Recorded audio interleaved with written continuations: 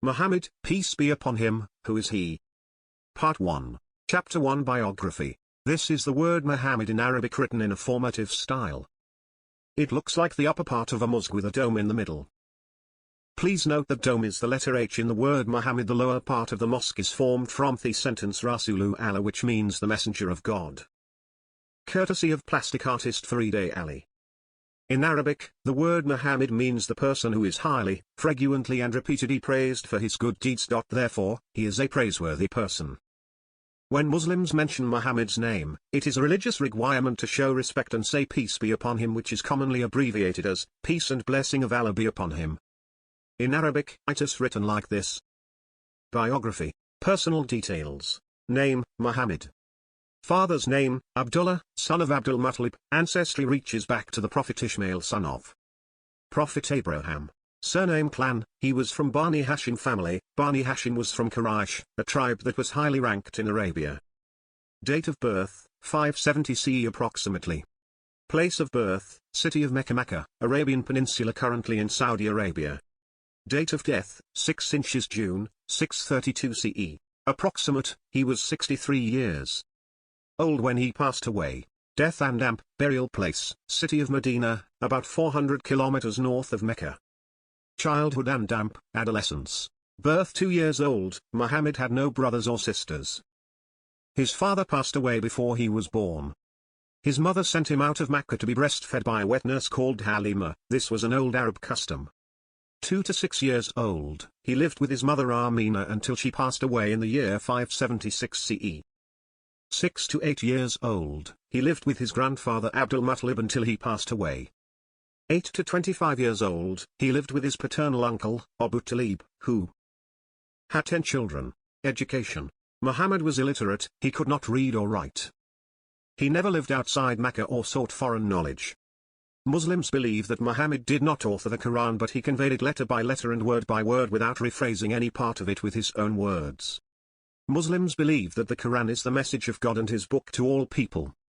Muhammad's sayings and teachings were not mixed with the Holy Quran. They were collected in books which are called the Sunnah of the Prophet, which means his teachings, way of life and explanation of the book, the Quran. Working life. Childhood mid-20s, he worked as a shepherd for some time, looking after sheep and goats for others. In addition, he worked in trading with his uncle Abu Talib. According to authentic narrations, Muhammad was 12 years old when he, for the first time, joined his uncle Abu Talib in a trading trip to Syria. Mid-20s - 40 years old, he worked as a merchant or a trader for a wealthy woman called Khadijah, who had a general trading business. They used to buy commodities from one area and sell them in another. He was famous for his fidelity, integrity and trustworthiness. It was not long before he earned the title of as-Sadiq al-Amin, which means the truthful and the trustworthy. 40 to 63 years old, when he was 40 years old, year 610 CE, Muhammad received the divine revelation and dedicated his life to conveying God's message to all people. He taught people the oneness of God and conveyed God's book, the Quran, which calls for social justice, peace, harmony and well-being. Marital status. Married to one wife for 25 years, Muhammad married Khadijah, the daughter of Khuwaylid, who came from a noble family called Asad. She was a respected woman in her community and she was a widow. Muhammad worked for her for 2 years before she proposed marriage to him through a third party. She found him a very loyal, transparent and an ethical person. Successful marriage. Although Khadijah was 15 years older than Muhammad, both of them came from a similar social class in the community.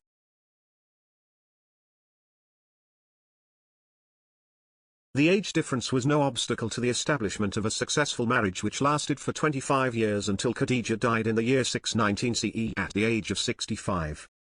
Muhammad remarried after Khadijah passed away. Muhammad loved Khadijah and was loyal to her. On several occasions he described her as the best woman of her time, alike to Mary, the mother of Jesus, who was the best woman of her time. Narrated by Bukhari. A father of 6 children and a family man, Muhammad Khadijah lived in harmony and peace. They had 4 daughters, Zainab, Ruqayyah, Kulthum and Fatima, and 2 sons, Al-Qasim, who died when he was 3 years old, and Abdullah died at the age of 4. Narrated by Bukhari. Mission accomplished in 23 years. 610 CE, divine revelation commenced. Muhammad received the first revelation from God and was appointed as the messenger of God to all people. A mission that required strong belief, dedication, commitment and honesty. 610 to 612 CE, core Muslims formed. Muhammad invited his friends, his inner circle and selected people to believe in one God and accept Islam as his final message to humanity. In the first 3 years after prophecy, around 130 people accepted Islam and became a strong nucleus that was able to spread Islam publicly. These core Muslims were a mix of rich and poor people. 613 to 615 CE, Muhammad public invitation resisted. Muhammad and his followers started to talk to people openly about Islam. Although Muhammad was known as a trustworthy and an honest man, Meccan leaders did not believe him. They described him as a poet, a magician and a crazy man. Muhammad tempted and threatened. Meccan leaders tried to dissuade Muhammad from inviting people to Islam by tempting him one time and threatening him another time. Also, they tried to prevent people from listening to him. They showed increased hostility towards new Muslims. They persecuted and tortured the poor and weak Muslims. Muhammad supported his followers and sent some of them to Abyssinia. Muhammad was very close to his followers. He used to meet them at Al-Arqam house, which was like a small college. He taught them values and morals and instilled feelings of responsibility and commitment. Muhammad saw the suffering and tribulation some of his followers endured and advised them to seek refuge in Abyssinia, describing it as a land of virtue ruled by a fair Christian king, under whom no one was treated unjustly. 2 influential men embraced Islam. 2 strong and well-respected Meccan men accepted Islam, Omar bin al-Khattab and Hamza bin Abdul Muttalib, Muhammad's uncle. That was an important turning point for Muslims.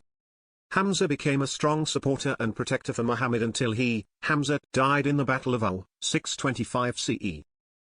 3 years after the passing away of Prophet Muhammad, Omar became the second caliph and ruled the Islamic State for 11 years.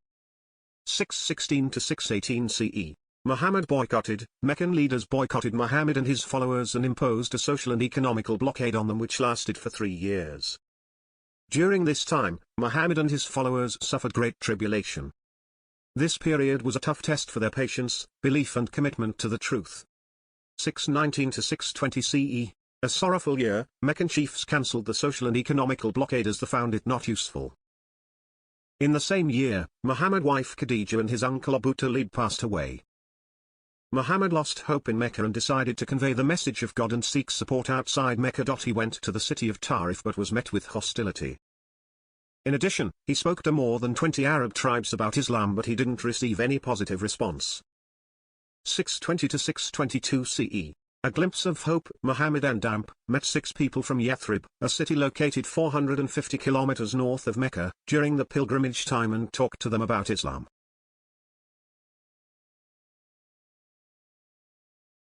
They believed Muhammad and returned to their city with intentions to invite more people from their own tribe and other tribes in Yathrib. They agreed to return to Mecca the next year at the time of pilgrimage to meet again with Muhammad the Prophet and the Messenger of God. New Muslims pledged allegiance to Muhammad.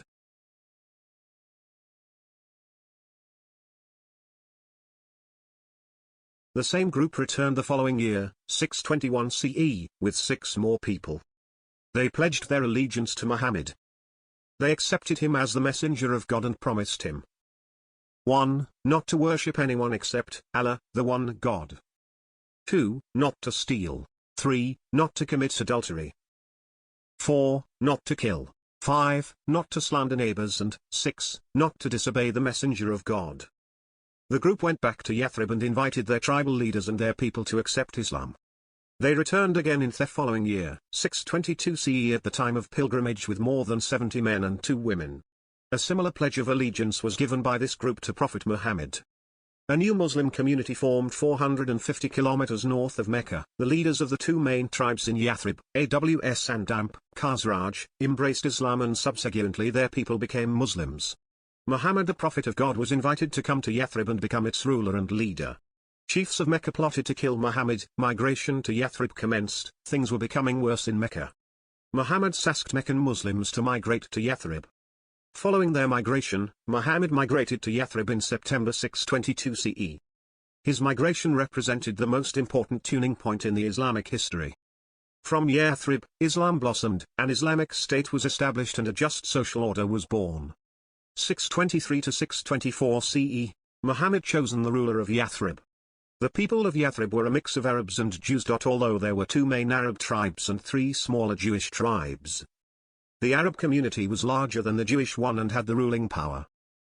Muhammad, the Prophet of God, was chosen as the ruler of Yathrib willingly and peacefully with the agreement of the majority of people. Muhammad changed the name of Yathrib, the multicultural society. Medina was the new name Muhammad gave to the city of Yathrib. After the migration of the Meccan Muslims, Yathrib no longer belonged to a certain group of Arabs. Instead, it became the homeland of believers who accepted Islam. Since there were Jewish tribes in Yathrib and other Arab people who didn't embrace Islam, Muhammad did not call it the city of Islam. Instead, it was named Al-Madinah, which means the city in which all inhabitants had similar citizenship rights. Muhammad called for peace and unity in Medina. In his first public address to the people of Medina, Muhammad delivered a very concise speech which promoted harmony and social cohesion. He said, "O people, seek and spread peace and offer food to each other, look after your kinship and pray to God at night while others are sleeping, so you gain God's pleasure and enter his paradise." Ibn Majah, 4331, and Tirmidhi, 5842. Muhammad linked these acts to God's pleasure in order to motivate people to love each other and live in peace and harmony in a multicultural society. 623 to 624 CE, the covenant of peaceful living and cooperation among all people of Medina. Most of the Jews hoped that the last prophet would come from a Jewish background.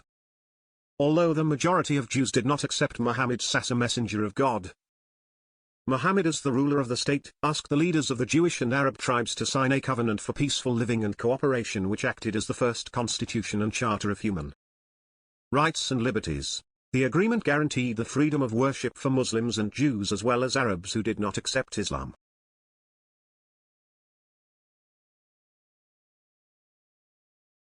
In addition, the agreement protected the safety and security of all citizens in Medina and required all parties to be part of the national defense should Medina be attacked by enemies.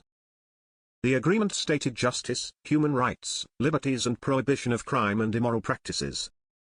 The unavoidable Battle of Badr, when Muslims migrated from Mecca to Medina, many of them were forced to abandon their homes and their properties were confiscated. The chiefs of Mecca used the confiscated money in trade and business. Muslims knew about a trade caravan belonging to the Meccan chiefs, led by their enemy Abu Sufyan, which would pass through a trade route close to Medina. Muhammad called upon Muslims to take the caravan in return for their wealth that was confiscated in Mecca. A force of only 313 Muslims took up the mission. The Meccan intelligence advised Abu Sufyan to change the route of the trade caravan. In addition, the Meccans sent an army of 950 soldiers to fight the Muslim force, which was not prepared for war and was far less equipped than the Meccan army. It was astonishing and beyond expectation that Muslims won their first battle against the Meccan chiefs. Many Meccan chiefs and important figures were killed in this battle. 625 CE, Meccan chiefs attacked Muhammad and his followers in the Battle of Al. In retaliation for their loss in the Battle of Badr and their fear of losing their leading role in Arabia, Meccan chiefs with some Arab allies sent an army of 3,000 soldiers to attack Muslims at the Mount of Al north of Medina. The Muslims lost this battle and Muhammad was wounded but saved. In the Battle of some of Muhammad's companions were killed, including his beloved uncle Hamza. 626 CE, Meccans and other tribes attacked Muhammad and his followers in the Battle of Trench. This battle is also called the Battle of Confederates. Since Muhammad was not killed in the previous battle, Meccan chiefs and some Arab and Jewish tribes called for a united effort and a comprehensive assault to kill Muhammad and destroy the Muslim community. 10,000 soldiers marched towards Medina. After consulting his companions, Muhammad decided to adopt the proposal of a Persian Muslim named Salman to dig a trench on the northern axis of Medina, 5.5 kilometers long x 4.6 meters wide. Muslims were in their most awkward situation and tried their best, including psychological warfare, to defend themselves. After a month-long siege, the Meccan army and its allies became impatient and strong storms and wind blew, which forced the Confederates to pack up their tents and withdraw. 627 CE, Treaty of Hudaybiyah, a truce for 10 years. 1 year after the Battle of Trench, Muhammad took a peaceful initiative to perform Umrah, visit the sacred mosque in Mecca and perform other religious rites. Visiting Mecca for the purpose of worship was a religious rite that Mecca undertook to give to all people in Arabia. Visiting Mecca for the purpose of worship was a religious rite that Mecca undertook to give to all people in Arabia. It was a great surprise for Meccan chiefs to see Muhammad approaching Mecca with 1,400 civilians coming from Medina. After several negotiations, a truce was made between the Meccan chiefs and Muhammad for 10 years, during which time Muhammad and his companions returned to their homes with a condition to come again to visit Mecca in the following year, 628 CE. The truce had many other terms which were disappointing for Muslims because they weighed heavily in favor of the Meccan side. 628 to 629 CE. During the truce, Muhammad conveyed God's message inside and outside Arabia. The truce was a golden chance for Muhammad to freely speak to people about Islam without being stopped or intercepted by other forces. Muhammad sent delegations to other Arab tribes in Arabia and wrote letters to the rulers and kings of neighboring countries and superpowers such as Persia, Byzantine, and Egypt, inviting them to accept Islam as the message of God. Muslims increased in numbers as people found the truth in Islam. 630 CE. Peaceful takeover of Mecca. Within less than 2 years, the truce was broken from the Meccan side when their allies killed 20 Muslims. In response to this shocking act, Muhammad marched with 10,000 Muslims to conquer Mecca but asked his soldiers not to fight anyone unless they were fought. The Meccan chiefs were embarrassed and were not prepared to fight the Muslims.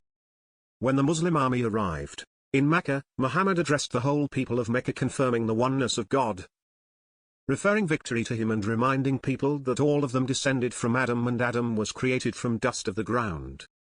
Then he asked the people of Mecca, "What do you expect me to do with you?"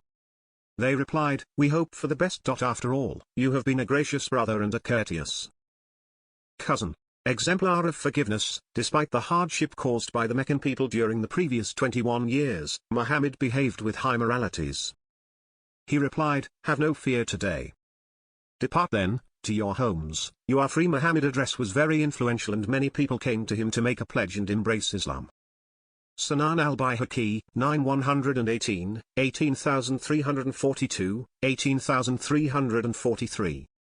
630 to 631 CE. Arab tribes embraced Islam after the peaceful takeover of Mecca. Delegations from all over Arabia came to learn about Islam. Except the Hawazin tribe who fought the Muslims and eventually lost the Battle of Hunain, most Arab tribes embraced Islam. Muhammad sent many of his companions to various provinces in Arabia to teach people Islam, the message of God. When Prophet Muhammad returned to Mecca, his main goal was to purify the sacred mosque.